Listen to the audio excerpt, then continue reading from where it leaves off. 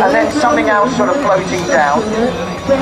Unfortunately, one of them would have had to have gone onto his reserve. No, it does happen occasionally, even though they check it and check it and check it again.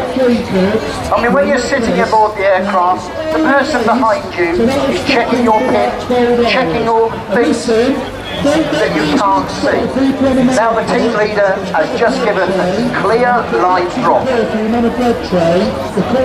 Now once he's given clear live drop, the team coach on board looks at the situation. If he's happy with that, he will give clear live drop, and that is when the descent will take place. They must agree due to safety that both agree that it's clear for a clear live drop. We've got our ground flare indicator lit again on the beach. The captain of the aircraft will be running in on heading, and the team will be up on their knees at this stage and be edging their way forward to the door. The door will come open, the rush of air will come in, and then the team coach will call for the three to actually get out onto the step. Now, whoever's got some nice high-powered binoculars or cameras, this is going to happen now. They're actually on the step above us.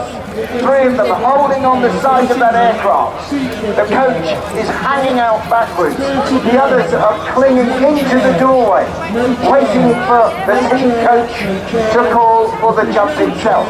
So the next thing you'll hear, possibly on this flight, you'll hear it call the go.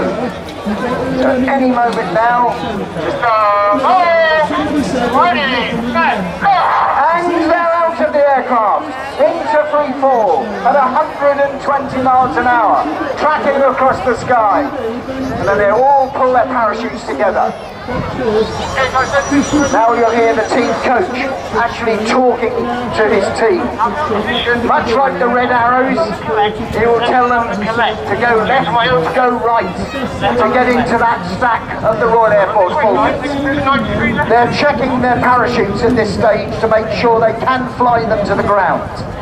If they cannot do this, they will elect to cut away and to go on to their reserve parachutes.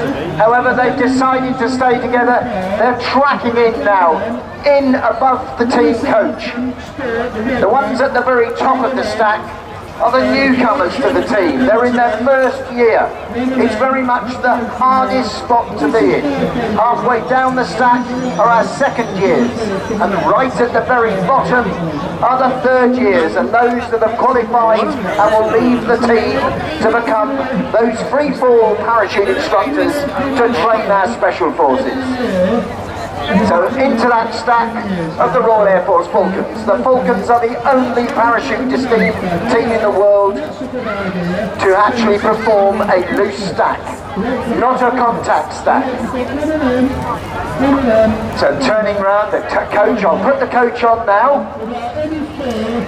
Turning right, I'm doing degrees. Turning right, now. Very turbulent. Right at the very top of the stack is the cameraman. He will just hold back to get some shots of the team, and then on the next turn will slot himself back in, just like that. I mean, ladies and gentlemen, this is precision parachuting at its very best. We are regarded to be the premier display team in the world. People from all over the Commonwealth and different parts of the world send their instructors to our instructors at the #1 parachute training school and our Bright Norton in Oxfordshire, because we are the best. And ladies and gentlemen, doesn't that make you proud to be British? Right, look at that stack. And up there, they're battling against the winds up there about 25 knots. Turns. Lining her up now for a base leg, a downwind, a base leg, and then going in for a landing, which will be in towards the sea wall. So you see Flight Sergeant Mike Maguire at the very bottom of the stack, one of the most experienced parachutists we have in the Royal Air Force today. Well over 6,000 parachute descents. Ladies and gentlemen, as he brings the team in, look at that stack. Isn't that absolutely magnificent? So they will now turn and shoot both of those crosses, separating themselves to land. So ladies and gentlemen, as they land, Flight Sergeant Mike Maguire from Nottingham, Sergeant Rob Priestley from Middlesbrough, Sergeant Liam Lyons from Worcester, Sergeant Scott Garrett from Auckland in New Zealand, Sergeant Chris Williams from Glannaman in South Wales, Corporal Ryan Norris from Tredegar in South Wales,